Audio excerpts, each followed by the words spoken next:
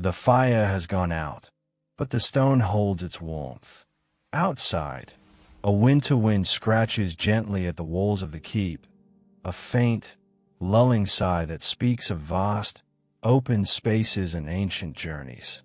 Close your eyes, if you wish, and feel the comforting weight of the blankets, the quiet stillness of the hour. In this hush, we can almost hear the faint echoes of a world long past, a world where the lines between distant lands blurred and unlikely paths converged. We often picture the Vikings as fearsome raiders, sweeping in from the mist-shrouded northern seas, their longships cutting through the waves with ruthless efficiency. And indeed, they were that. But the reality of a medieval life, even a Viking one, was far more nuanced than you might imagine. It held within its rhythms a surprising capacity for adaptation, for discovery, and for forging new destinies in unexpected corners of the world. Tonight, as the modern world drifts into slumber, we embark on a fascinating journey across continents and cultures, from the icy fjords of Scandinavia to the opulent, sun-drenched courts of Constantinople. This is not a tale of sudden shocks or jarring turns, but rather a slow, deliberate unfolding, like the quiet unfurling of a sail on a calm morning. We will explore the remarkable story of the Varangian Guard, an elite corps of Norse warriors who, through a winding path of ambition, trade, and strategic alliances, became the formidable personal bodyguards of the Byzantine Emperors. This isn't just a tale of fierce battles and unwavering loyalty. It's a narrative woven with threads of profound cultural exchange, where the earthy, resonant sagas of the Norse intertwined with the shimmering, intricate tapestry of Byzantine splendor.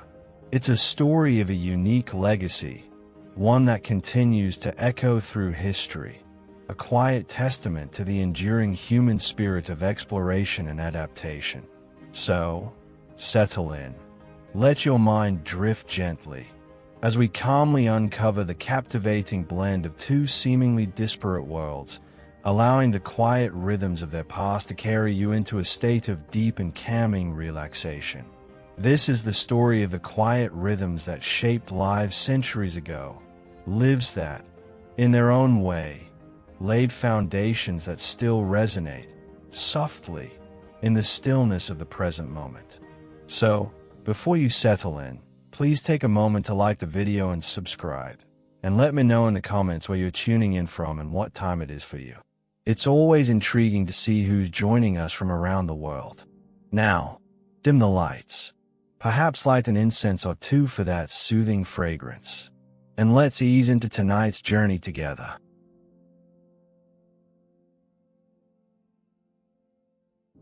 A rhythm, like breath. Work, eat, rest.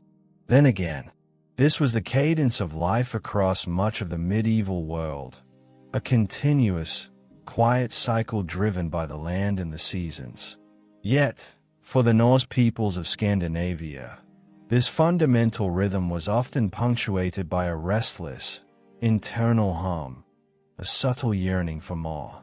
The Viking Age, a period that stretches from the late 8th to the mid-11th century, was not born solely from a sudden, inexplicable urge to raid. It emerged, instead, from a complex interplay of internal pressures and burgeoning capabilities, a slow build-up of conditions that gently, inexorably, pushed them beyond the familiar horizons of their homelands. Picture the landscape of early medieval Scandinavia, a rugged, beautiful land of deep fjords, ancient forests, and scattered settlements nestled in valleys or along the coast. Life here, while rich in cultural tradition and communal bonds, was often challenging. The land, though generous in places, had its limits.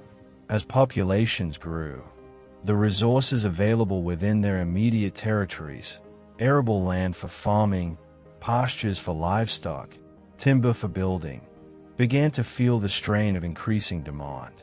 This wasn't a sudden, calamitous scarcity, but rather a gentle tightening, a quiet pressure that encouraged younger sons, ambitious chieftains, and those seeking new opportunities to look outward. It was a subtle push, not a violent expulsion, a low thrum of necessity that encouraged exploration rather than demanding it. The rhythm of their lives, once solely dictated by the familiar seasons of planting and harvest, began to include the rhythm of the oar, the unfurling of the sail. Coupled with this quiet demographic shift was a profound, yet understated, technological revolution, the perfection of the longship. These vessels were not merely boats. They were marvels of engineering, honed over generations. Their shallow drafts allowed them to navigate not only the tempestuous open seas but also the winding, often narrow, river systems that snaked deep into the heart of continental Europe. Their clinker-built hulls, with overlapping planks, provided both strength and flexibility, allowing them to ride the waves with an almost organic grace. The single, square sail, when unfurled, caught the wind with quiet efficiency, propelling them silently across vast distances. And when the wind failed, the rhythmic dipping of oars provided a steady, lulling propulsion. This wasn't a sudden invention, but a patient evolution, each generation refining the design, making the impossible journey merely challenging, then almost routine. With these ships, the world beyond their fjords, once a distant rumor, became a tangible destination. The very motion of these ships, the gentle creaking of the timbers, the soft slap of water against the hull, became a new rhythm, an invitation to a wider world. Beyond the practicalities of land and vessel, there was a deeply ingrained cultural element that gently fanned the flames of this outward gaze, the pursuit of personal renown and wealth. Norse society valued individual prowess, courage in the face of the unknown, and the acquisition of material wealth, which could elevate one's standing within the community. The sagas, tales passed down through generations, were filled with stories of legendary journeys, daring exploits, and the riches brought home from distant shores. This wasn't a clamorous demand for glory, but a quiet, persistent whisper in the cultural consciousness, the idea that a life of purpose often lay beyond the familiar. The promise of silver arm rings, exotic silks, and the satisfying weight of foreign coins, all gleaned through daring ventures, was a gentle lure, a silent promise of a life elevated beyond the ordinary rhythms of farming and fishing. It was a soft ambition, often pursued with a measured determination rather than a frantic zeal. As these motivations gently converged, new paths began to emerge, not always through direct, hostile encounters, but often through the slow, steady establishment of trade routes. The great river systems of Eastern Europe, the Volga, the Dnieper, the Don, became arteries of commerce, connecting the Baltic Sea in the north to the Black Sea and the Caspian Sea in the south. Along these vast, meandering waterways, Norse traders, often referred to as the Rus, established a network of trading posts and settlements. These were places where furs, amber, and slaves from the north were exchanged for the glittering silks, fragrant spices, and gleaming silver dirhams of the Abbasid Caliphate and, crucially, the Byzantine Empire. The journey along these rivers was long and arduous, a quiet test of endurance, involving portages where ships had to be dragged overland. Yet, the allure of the goods at the end of the journey, the promise of the exotic and the valuable, provided a steady motivation, a quiet hum of purpose that kept them moving forward. These trade routes inevitably led to the doorstep of the Byzantine Empire, a civilization of immense wealth and power that had preserved the legacy of Rome in the East. Early encounters were not always peaceful, a reality gently woven into the fabric of history. There were indeed initial raids and skirmishes, moments where the swift longships appeared along Byzantine coastal areas or at vulnerable trade outposts, their presence a quiet, unsettling ripple across the calm surface of imperial life. The most notable of these early, more forceful encounters was the Rus attack on Constantinople itself in 860 AD.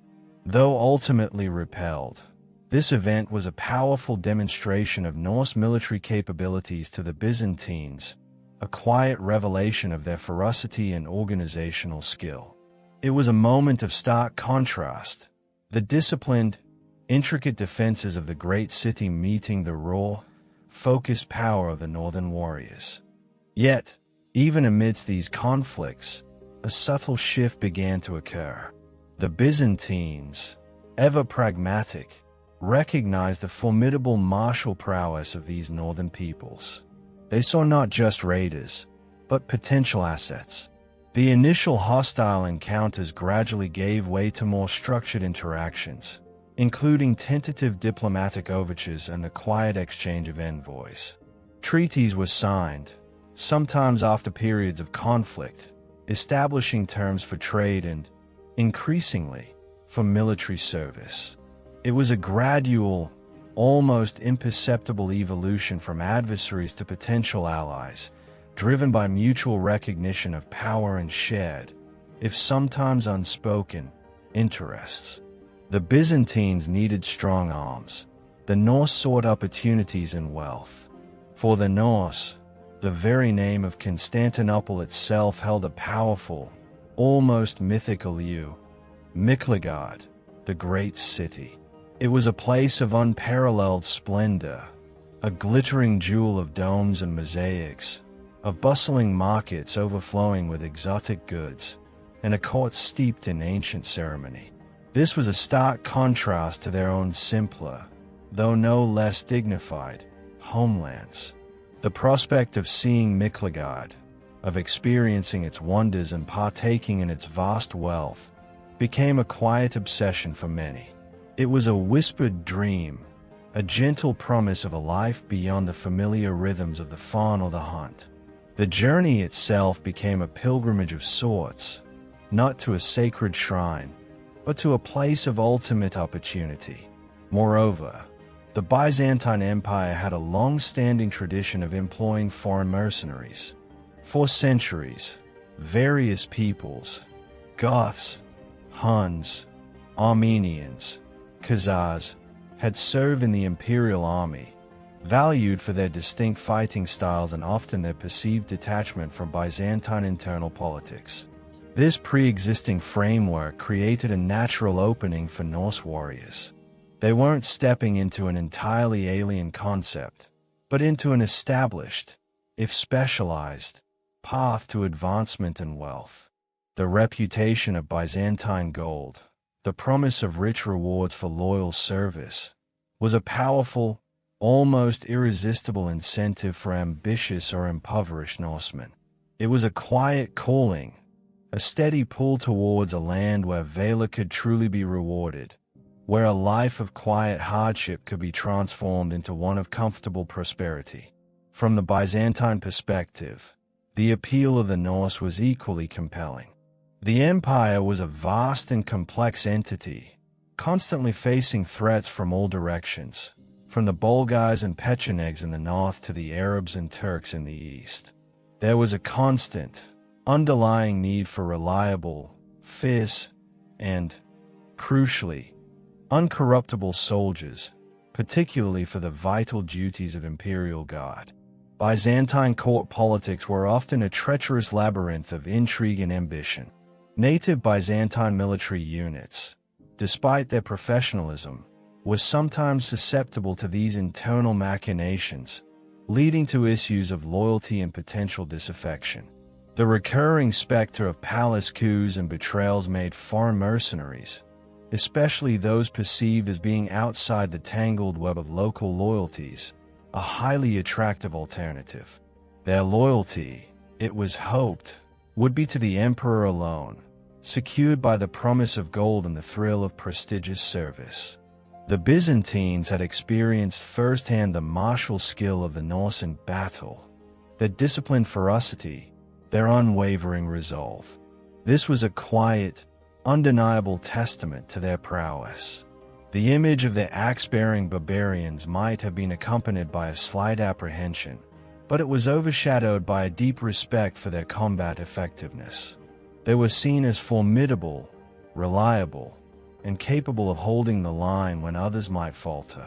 This recognition, quietly growing through early encounters and diplomatic exchanges, laid the essential groundwork for what would become one of the most celebrated and enduring mercenary forces in history. The stage was set, gently, for the arrival of the Varangian Guard, a unique synthesis of northern strength and eastern sophistication, ready to quietly carve their place in the heart of the great city. The subtle hum of distant travel, the quiet promise of new beginnings, now carried them towards the glittering gates of Miklagard.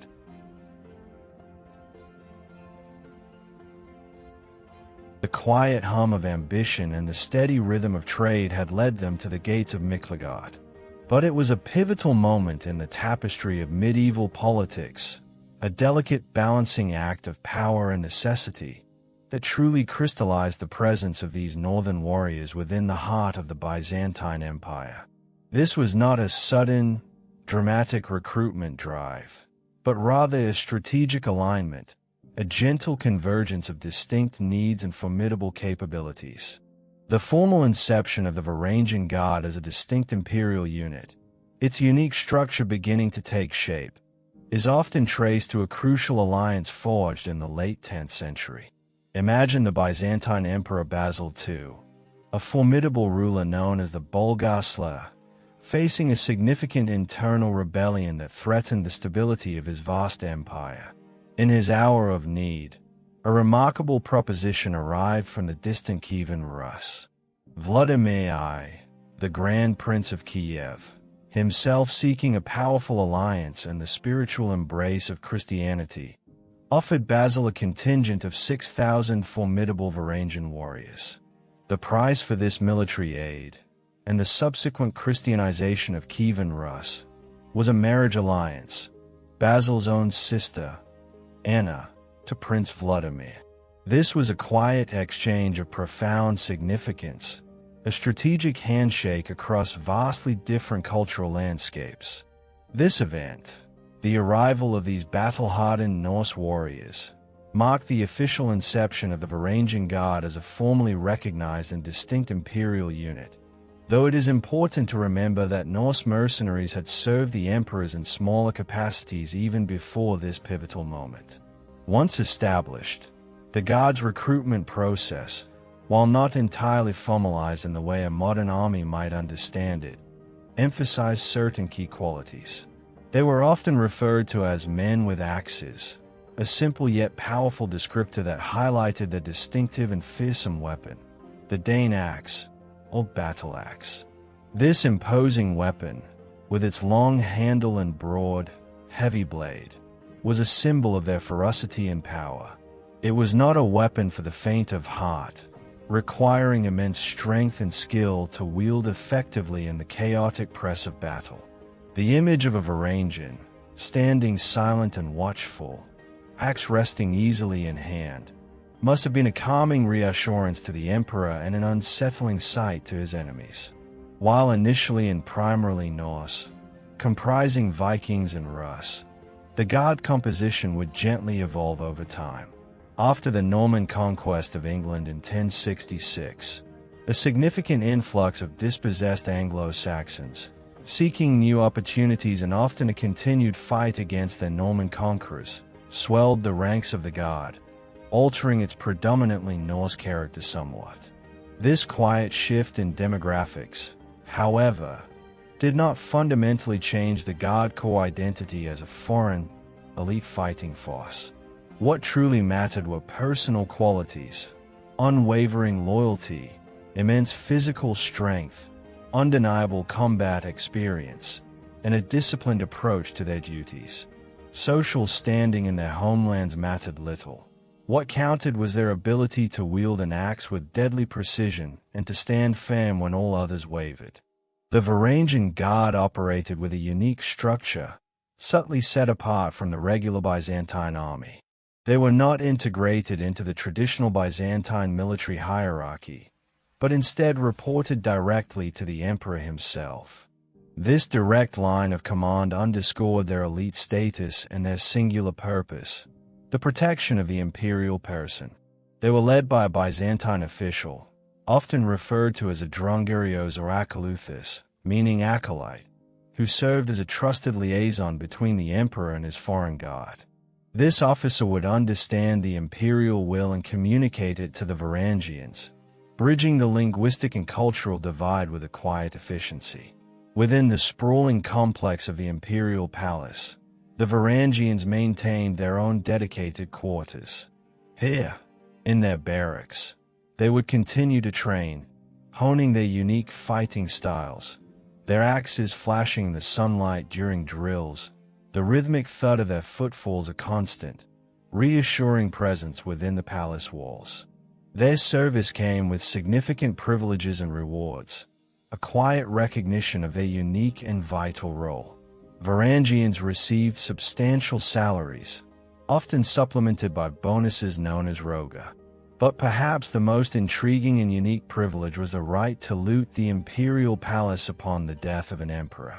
This was not a free-for-all, chaotic plunder, but a controlled and symbolic act, a quiet acknowledgement of their service and a means of providing them with additional, tangible rewards from the imperial treasury. This tradition, though seemingly unusual to modern ears, underscored the deep trust the emperors placed in them. They were permitted access to the very heart of imperial power at a moment of vulnerability, yet their loyalty ensured it remained an orderly transfer of wealth, not a destructive act. Their reputation for unwavering loyalty, precisely because they were foreigners and supposedly free from the tangled web of Byzantine court intrigues, made them highly trusted by the emperors, often serving not just as bodyguards but as confidants and enforcers of the imperial will. There is even a possibility that they were exempt from certain Byzantine laws or taxes, further reinforcing their elite, privileged status, setting them subtly apart from the ordinary rhythms of Byzantine society. Their primary duties were of paramount importance, carried out with a quiet, resolute dedication. First and foremost, their most vital role was the personal guarding of the emperor. They accompanied him everywhere he went, a constant, silent presence, their towering figures and gleaming axes a clear deterrent to any would-be assailant. They even slept outside his bedchambers, a testament to the intimate and unwavering nature of their protective duties. Beyond the emperor's immediate person, they were responsible for the overall security of the great palace of Constantinople, a sprawling complex of exquisite beauty and immense strategic importance, safeguarding its numerous treasures and its inhabitants. In addition to these vital security roles, the Varangians also performed crucial ceremonial functions. They participated in imperial processions, majestic coronations, and other state rituals, their imposing presence serving as a visible testament to the emperor's power and his far-reaching international connections. Their distinct appearance, their quiet discipline amidst the pomp and circumstance, would have made a powerful impression on foreign dignitaries and the Byzantine populace alike. On the battlefield, the Varangians were deployed as elite heavy infantry, serving as shock troops, often at the most critical junctures of a conflict. Their sheer power and disciplined charge were designed to break enemy lines, to deliver a decisive blow when a battle hung in the balance. They were also tasked with guarding the emperor's position on the battlefield or reinforcing vulnerable areas, their presence a quiet anchor of strength amidst the chaos of war. Their fighting style, reliant on the devastating power of their axes and their shield walls, was often contrasted with the more fluid, cavalry-focused tactics of the Byzantines. They brought a different, unyielding kind of strength to the imperial army. Numerous historical accounts provide glimpses into their valiant service.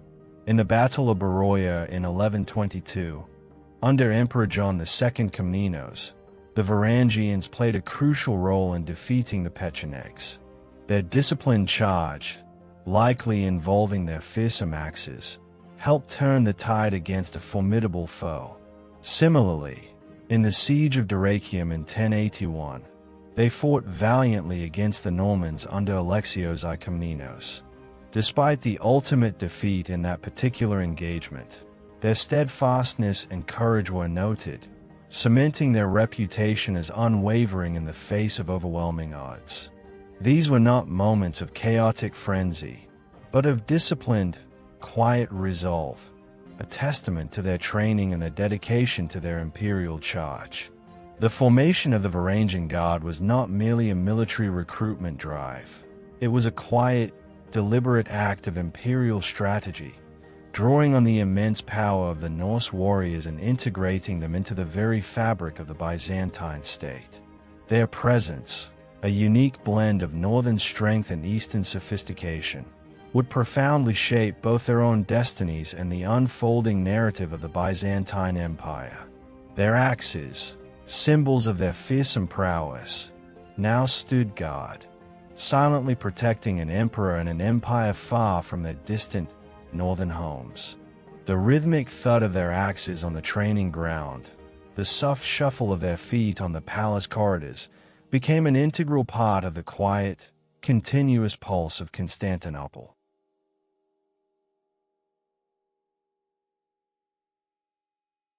The journey from the rugged, often austere lands of the north to the dazzling, intricate world of Byzantium was not merely a physical displacement. It was a profound immersion in a different rhythm of life, a new tapestry of sights, sounds, and customs. For the Varangian Guard, serving at the very heart of the Eastern Roman Empire, this encounter inevitably led to a fascinating, often subtle, process of cultural exchange and adaptation. It was a gentle blending, a quiet interweaving of the familiar with the profoundly new.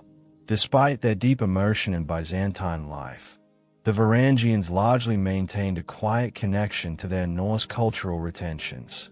Their language, Old Norse, continued to be spoken amongst themselves, a familiar sound in the foreign climes of Constantinople, a comforting echo of home. Within their barracks and in their moments of respite, the resonant sagas, tales of their ancestors, their gods, and their legendary journeys continued to be told. These narratives, passed down orally, began to subtly incorporate new experiences, new characters, and new landscapes, the very stones of Byzantium finding their way into the ancient tales. A testament to this linguistic and cultural persistence lies in the silent, enduring evidence of runic inscriptions. In the venerable Hagia Sophia, the very heart of Byzantine spiritual and imperial power, runes etched into marble balustrades stand as a quiet, tangible link to their presence in Constantinople. These markings, often simple names or brief statements, indicate their continued, quiet connection to their Norse heritage even amidst the overwhelming grandeur of their new surroundings. And, of course, their fighting style remained distinctly their own. Their reliance on the imposing battle axe and their fierce, direct approach to combat stood in stark contrast to the more fluid, often cavalry-focused tactics preferred by the Byzantine military. This was not a stubborn refusal to adapt, but a quiet confidence in the effectiveness of their ancestral ways. Yet, as the days folded into weeks, and the weeks into months, the vibrant currents of Byzantine culture began to flow gently into the lives of the Varangians. While some Varangians may have been Christian upon their arrival, many converted or deepened their Christian faith, quietly adopting the rich, liturgical practices of Byzantine orthodoxy. The soaring domes, the intricate mosaics, the mesmerizing chants of the Byzantine churches would have offered a profound spiritual experience, a new rhythm to their spiritual lives. Their exposure to the unparalleled splendor of Byzantine art and architecture was equally transformative. The shimmering gold of icons, the luminous frescoes, the intricate patterns of the imperial palace, all would have gently broadened their aesthetic sensibilities, a quiet feast for eyes accustomed to the simpler, though no less beautiful, artistry of their homelands. Over time, some Varangians even adopted Greek names or Byzantine military titles, a subtle, quiet indication of their gradual assimilation and their acceptance, in part, of their new identity within the imperial structure. The material culture surrounding them also began to leave its quiet mark. While they steadfastly retained their signature axe, the Varangians subtly adopted aspects of Byzantine armor and weaponry, perhaps recognizing their practical advantages in the varied battlefields of the empire. Lamella armor, with its overlapping plates, offered excellent protection and would have been a practical addition to their kit. Their personal adornment also saw a gentle shift. The simple, functional attire of their northern origins slowly began to give way to the luxurious fabrics, gleaming jewelry, and intricate silks that were the hallmark of Byzantine fashion. The allure of such opulence would have been a quiet temptation, a comforting softness against the skin. Even their daily sustenance saw a gentle transformation. Exposure to new cuisines, the rich, nuanced flavors of Byzantine food, the exquisite wines, and the more refined dining habits of the Byzantines would have slowly, subtly expanded their palates and their understanding of civilized comforts. Social integration for the Varangians was a nuanced and often limited process. They remained a distinct unit, set apart by their language, their appearance, and their unique privileges. However, their elite status and their unshakable loyalty quietly earned them a deep respect within Byzantine society. They were the emperor's trusted guardians, and their presence conferred a certain prestige.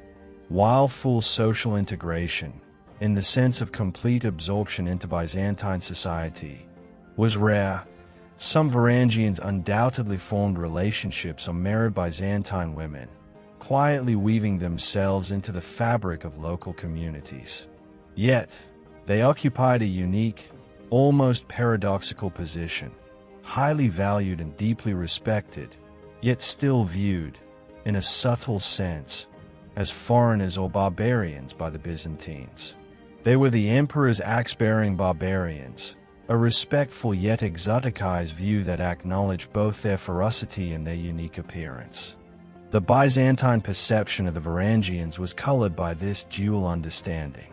Their unwavering loyalty to the emperor was perhaps their most valued quality, especially in a court often plagued by intrigue and ambition. Their steadfastness and their lack of involvement in Byzantine court politics were highly prized attributes, offering a quiet contrast to the shifting allegiances that could undermine imperial authority. They were also seen as a potent source of imperial power, a visible symbol of the emperor's vast international reach and his ability to command fearsome warriors from distant lands. Their imposing presence in imperial processions on the battlefield was a quiet, yet powerful, statement of imperial might. Our understanding of this fascinating cultural exchange is enriched by both Norse and Byzantine literary and historical accounts. Norse sagas, such as the Nidlinga*** saga and Egil's** saga, occasionally mention Varangian service in Miklagard, blending historical elements with legendary tales, allowing us to glimpse the Byzantine world through the eyes of the Norse themselves. These narratives, while often romanticized, underscore the profound impact of their service on the Norse collective memory. From the Byzantine side, chronicles by historians like Anna Komnene, particularly her monumental work, the Alexiad, provide detailed, though sometimes biased, accounts of the Varangians. Anna Komnene, as an imperial princess and historian, offers invaluable insights into their presence, their role in battles, and their perceived character from a Byzantine perspective. These quiet echoes from the past, from both sides of the cultural divide, allow us to piece together a richer, more nuanced understanding of their lives. The legacy of the Varangian Guard is, ultimately, one of profound cultural fusion. They became a truly unique cultural entity, a blend of Norse martial prowess and the sophisticated rhythms of Byzantine imperial service.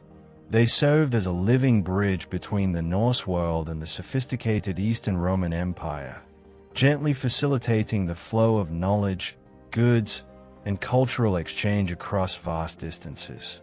The axe and the icon, the wild strength of the North and the refined spirituality of the East, found a quiet, powerful synthesis in the Varangian Guard.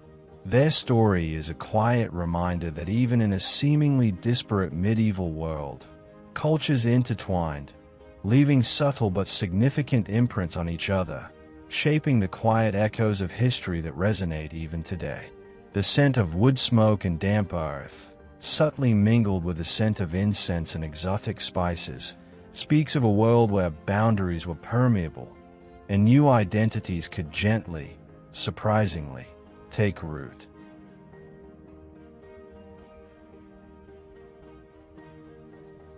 No empire, however grand, stands immutable against the relentless tide of time, and no elite unit, however formidable, can defy the quiet erosion of changing circumstances.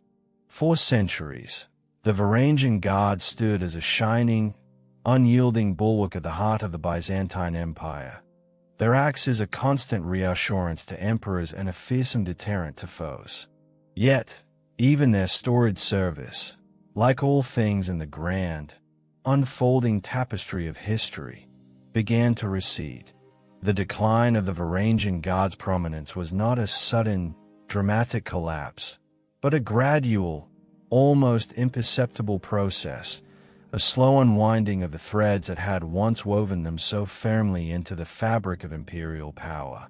It was a gentle fading, a quiet transition brought about by shifts in the very world that had called them into being, and by the subtle, yet profound, changes within the Byzantine Empire itself. One of the primary factors contributing to this quiet decline was a fundamental shift in their recruitment patterns. In the early centuries of their existence, the Varangian Guard drew heavily from the vibrant, outward-looking energy of the Norse world. The Viking Age, characterized by its restless expansion and the search for new opportunities, provided a steady flow of ambitious young men, battle-hardened veterans, and those seeking fame and fortune in the fabled city of Miklagard. However, as the 11th and 12th centuries progressed, the Viking Age itself began to wane. Scandinavia became more settled, kingdoms became more centralized, and the impetus for long-distance raiding and mercenary service gradually diminished. The quiet call of home, the increasing stability of their native lands, meant fewer Norsemen felt the pressing need or burning desire to embark on the arduous journey to Constantinople. The vibrant wellspring of Norse recruits, once so abundant, slowly, gently began to dry up. This decline in Norse influx compelled the Byzantines to cast their net wider, quietly altering the very composition of the Guard. A significant shift occurred after the Norman conquest of England in 1066. Suddenly, a new wave of dispossessed Anglo-Saxons, having lost their lands and their future to the victorious Normans, sought new opportunities abroad. Many of these proud, fiercely independent warriors, accustomed to a life of arms, found a natural fit in the Byzantine Empire, which offered them not only employment but a chance to continue their fight against foreign domination, albeit in a new, distant land. They swelled the ranks of the Varangian Guard, gradually outnumbering their Norse predecessors and altering its predominantly Scandinavian character. While their martial prowess was undeniable, this quiet demographic change meant that the Guard was no longer exclusively Norse, subtly changing its identity from within, a gentle dilution of its original essence. Other Germanic peoples and even some Celtic warriors also found their way into the Guard, further diversifying its ranks and making it a more pan-Northern European contingent. Over time, there is a possibility that the strict standards of recruitment, once so vital to the Guard's elite status, might have subtly slackened. As the pool of original Norse veterans diminished, and as the urgency of immediate threats might have fluctuated, the meticulous vetting process that once ensured only the strongest and most skilled warriors were admitted may have been relaxed. This isn't to say the Guard became ineffective, but a potential, quiet decline in the overall fighting prowess or the sheer, raw ferocity that characterized its early Norse members could have occurred. The legend of the Varangians remained, but the living reality might have been subtly different, a quiet echo of their former, unmatched glory. Beyond the changing tides of recruitment, internal Byzantine factors also played a significant, if often quiet, role in the Varangian Guard's diminishing influence. The Byzantine Empire, despite its periods of immense wealth and power, often found itself under immense financial strain. Constant warfare on multiple fronts, the vast administrative costs of maintaining an empire, and occasional internal strife all placed a heavy burden on the imperial treasury. Maintaining an elite foreign contingent like the Varangian Guard, with their high salaries, bonuses, and unique privileges, was an incredibly expensive undertaking. As financial difficulties mounted, the ability to sustain such a costly force at its full strength and traditional level of remuneration likely became increasingly challenging. This was a quiet, economic pressure, a persistent drain on resources that slowly, inexorably, began to alter imperial priorities. Furthermore, periods of Byzantine resurgence often saw a greater emphasis on recruiting and training native Byzantine forces. Emperors like the Komnenoi, particularly Alexios I and John II, embarked on military reforms that aimed to build stronger, more reliable indigenous armies.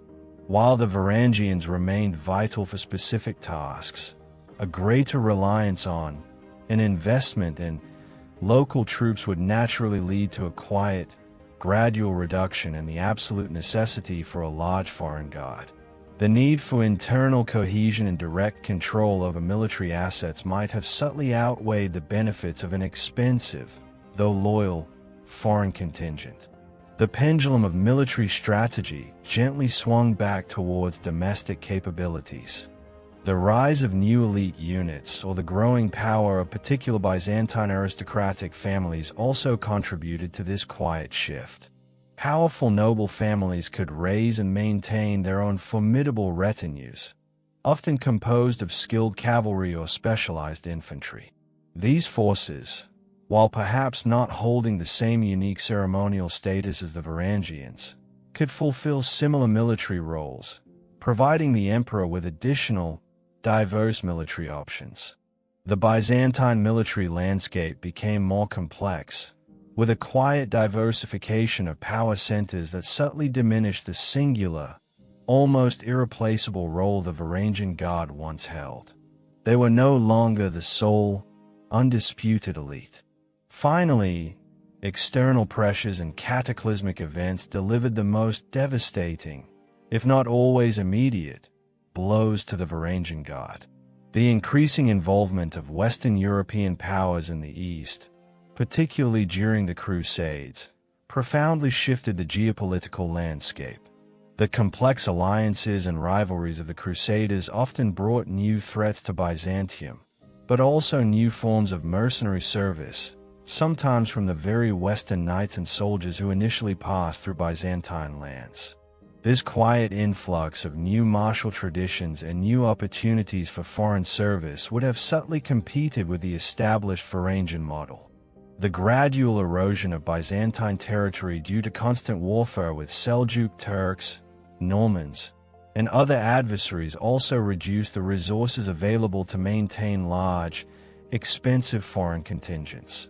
Each lost province, each diminished tax base, further tightened the imperial purse strings, adding to the quiet, persistent pressure on military budgets. The most catastrophic event, however, was undoubtedly the Fourth Crusade in 1204. The devastating sack of Constantinople by Latin Crusaders delivered a crippling blow to the Byzantine Empire, a violent, overwhelming rupture in its long history. While historical accounts are limited for this precise moment, it is highly probable that the remaining Varangian Guard, known for their unwavering loyalty, bravely defended the city to the very last. Their steadfast defense would have been a final, quiet testament to their dedication, likely resulting in their decimation or near annihilation. After the fall of Constantinople, the Guard as a cohesive, organized unit likely ceased to exist. Any survivors would have either fled the ruined city, been killed in the fighting, or been absorbed into smaller, desperate local forces or independent mercenary bands. The imperial patron, their direct source of identity and purpose, was gone, scattering their distinct presence into the winds of war. While some form of Varangian Guard may have continued to serve the emperors in exile in Nicaea, it would have been a much smaller, perhaps less distinct, force. Upon the restoration of the Byzantine Empire in 1261, when Michael VIII Palaiologos recaptured Constantinople, a new imperial guard was almost certainly formed. However, it remains uncertain if the Varangian Guard was ever fully re-established in its former glory, or if its role was significantly diminished, replaced by units more suited to the new, weakened state of the empire. The final centuries of the Byzantine Empire under the Palaiologan dynasty saw a state struggling for survival, increasingly unable to afford the luxury of large, elite foreign contingents like the Varangian Guard of old. Their existence became sporadic, their numbers few, their unique character fading into a mere shadow of its former self. Ultimately, the archaeological and historical record becomes increasingly sparse the further we move from the peak of their influence. The quiet disappearance of direct archaeological evidence, coupled with only sporadic, later Byzantine mentions of Varangians, or axe-bearers, with greatly reduced significance, speaks volumes. It suggests that, over generations, individual Varangians and their descendants may have fully assimilated into Byzantine society, losing their distinct Norse or Anglo-Saxon identity.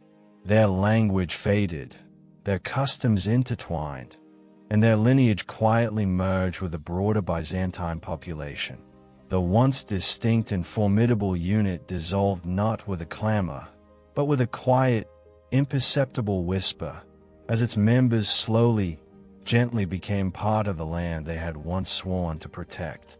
Their legacy remained, but their physical presence, as a distinct entity, quietly dissolved into the vast and complex history of Byzantium.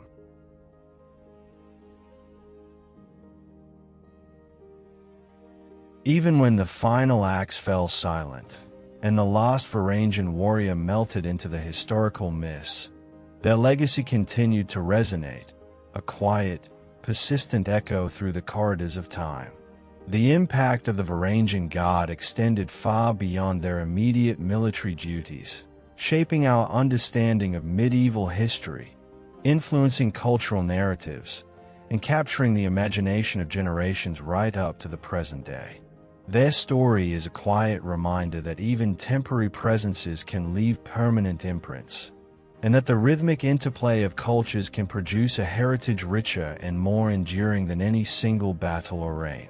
At its core, the Varangian Guard became an enduring symbol of Byzantine power and prestige. For centuries, the presence of these towering, axe-wielding foreign warriors, serving as the personal bodyguards of the emperor, projected an undeniable image of imperial wealth and far-reaching influence. It quietly demonstrated that the Emperor of Byzantium commanded not only his own formidable native forces but also drew upon the fiercest warriors from the distant, mysterious lands of the north. This visual testament to their imperial authority was a powerful message, both to internal factions and to foreign dignitaries, a silent declaration of strength and security. The very sight of them in a procession, or standing watch at the palace gates, was a quiet, potent reassurance of imperial stability, their disciplined presence a calming counterpoint to the often turbulent politics of the Byzantine court. Beyond symbolism, their unique fighting style and the devastating effectiveness of their iconic battle axe likely influenced some aspects of Byzantine military tactics. While the Byzantine army was highly sophisticated, often relying on combined arms and complex maneuvers, the sheer, raw power and disciplined charge of the Varangians offered a different kind of martial strength. Their ability to form an unyielding shield wall and deliver crushing blows with their axes in close quarters may have subtly informed Byzantine approaches to heavy infantry or urban combat. Their distinctive weapon, the Dane axe, itself transcended its practical function to become a symbol of their ferocity and unwavering resolve, a quiet icon of their martial prowess that resonated through the centuries. Crucially, the Varangian Guard served as a vital catalyst for cultural exchange. Their long-term presence in Constantinople created a living bridge between the Norse world of Northern Europe and the sophisticated, ancient Eastern Roman Empire. Through them, goods, ideas, artistic styles, and even linguistic elements flowed in both directions, subtly enriching both cultures. They brought with them tales of their homelands, their sagas, and their distinct martial traditions, while in turn, they were exposed to the unparalleled artistry, religious practices, and political complexities of Byzantium. This quiet, continuous cultural dialogue left subtle but significant imprints on the daily lives of those involved, weaving new threads into the tapestries of both East and West, creating a rhythm of shared experience that transcended geographical boundaries. The literary legacy of the Varangian Guard is particularly rich, providing invaluable insights and continuing to capture the imagination. In the Norse sagas, the service in Miklagard became a powerful, almost mythic, undertaking. Tales of individual warriors, their adventures, their exploits, and the riches they acquired, became enshrined in the oral traditions and later written sagas, such as the Nidlinga saga and Egil saga. These narratives, while often romanticized, cemented the allure of Byzantium in the Norse collective memory, subtly influencing their perceptions of the wider world. From the Byzantine perspective, chronicles by meticulous historians like Anna Komnene, particularly her monumental work The Alexiad, offer detailed and often first-hand accounts of the Varangians. Her descriptions of their appearance, their unwavering loyalty, and their crucial role in pivotal battles are invaluable. These quiet literary echoes, spanning different cultures and perspectives, provide a multifaceted view of the god, allowing their story to resonate across disparate literary traditions. In modern literature and media, the Varangian Guard continues to exert a powerful pull, often romanticized but always fascinating. Historical fiction has embraced their story, portraying their adventures, their loyalty, and their unique position as foreign warriors in an exotic land. Authors like Rosemary Sutcliffe, in works such as The Shield Ring, which features Varangian themes, and Paul Anderson, with his The Last Viking series, have drawn inspiration from their history, bringing their narrative to life for new generations. Beyond books, their presence has extended into popular culture, appearing in video games such as Assassin's Creed Valhalla and Crusader Kings, and featuring in historical TV series like Vikings.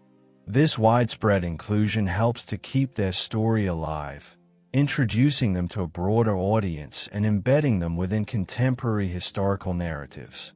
While these portrayals sometimes simplify or romanticize the Varangians, occasionally overlooking the intricate complexities of their service, they undeniably contribute to their enduring fame and the public's quiet fascination with their unique history.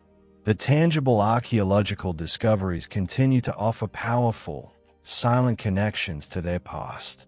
The runic inscriptions etched into the marble balustrades of the Hagia Sophia stand as perhaps the most famous and poignant piece of direct evidence. These simple, personal markings are a direct, undeniable link to individual Varangians, allowing us to almost feel the hand that carved them centuries ago, a fleeting moment of connection across 1,000 years. Beyond these famous examples, continued archaeological work, the careful sifting of earth and stone, may yet uncover further burial sites or artifacts in areas where they were garrisoned or passed through, offering more intimate insights into their daily lives and their interactions with the Byzantine world. Perhaps a discarded coin, a piece of a finely crafted tool, or the faint outline of a temporary encampment could reveal new facets of their existence, quietly adding to our growing understanding. These quiet material traces offer a calming reassurance of their historical reality, grounding the grand narratives in the tangible world, allowing us to piece together a richer, more nuanced understanding of their lives, from the grand sweeping sagas to the quiet minutiae of their everyday existence. The enduring fascination with the Varangian Guard stems from several compelling themes that resonate across historical periods and human experiences, touching upon universal aspects of human ambition, adaptation, and loyalty. They stand as a powerful symbol of the interconnectedness of medieval Europe, demonstrating the surprising flow of people, ideas, and even cultures across vast distances, challenging any notion of isolated medieval societies. Their journey from the icy north to the sun-drenched east speaks of a world far more interconnected than we often imagine, a quiet network of human ambition and opportunity that defies simplistic geographical boundaries. It reminds us that even in an age without modern communication, the pull of distant lands and the promise of new lives could create invisible currents of migration and exchange, gently weaving together disparate parts of the world. They represent a profound historical parallel to the concept of a foreign legion, an elite foreign contingent serving a powerful empire, a phenomenon that has recurred throughout history, from the mercenaries of ancient Egypt to the storied units of later eras. This quiet parallel allows us to understand them through a familiar lens, connecting their unique history to broader patterns of human organization and military service, finding shared threads of human experience across the vast expanse of time. Perhaps most compellingly, the Varangian Guard embodies the profound narrative of loyalty beyond borders. It is a compelling story of warriors from one culture giving their ultimate allegiance and, often, their very lives, to an emperor and an empire from another, distant land. This quiet devotion, founded on honor, on the terms of a contract, and on a mutual respect that often deepened over time, transcends simple mercenary motives, suggesting a far richer, more complex bond that developed through shared experience and purpose. It speaks to the fundamental human capacity for adaptation, for forging new identities and allegiances in foreign lands, and for finding profound purpose far from home, amidst unfamiliar sights and sounds. This theme resonates deeply, offering a quiet reflection on the nature of loyalty itself, and how it can blossom in the most unexpected environments, creating a powerful, almost spiritual connection that transcends language and culture, forging bonds that defy geographical and ethnic divides. Their silent, steadfast presence in the imperial palace, a constant, watchful anchor amidst the ebb and flow of courtly life, became a testament to the enduring human capacity for devotion, a calming thought that whispers across the centuries, affirming the deep human need for belonging and purpose, even in the most extraordinary circumstances. In conclusion, the Varangian Guard, the axe-bearing barbarians from the north, forged an indelible mark on the sophisticated tapestry of the Byzantine Empire. Their journey from the wild Scandinavian lands to the golden city of Constantinople is a testament to the adventurous spirit of the Norse and the strategic brilliance of the Byzantines, a quiet epic of migration and integration. They stood as loyal guardians, a vibrant testament to cultural exchange, absorbing and contributing to the rich Byzantine milieu, and fierce warriors whose axes protected emperors and shaped the course of history in quiet, yet profound, ways.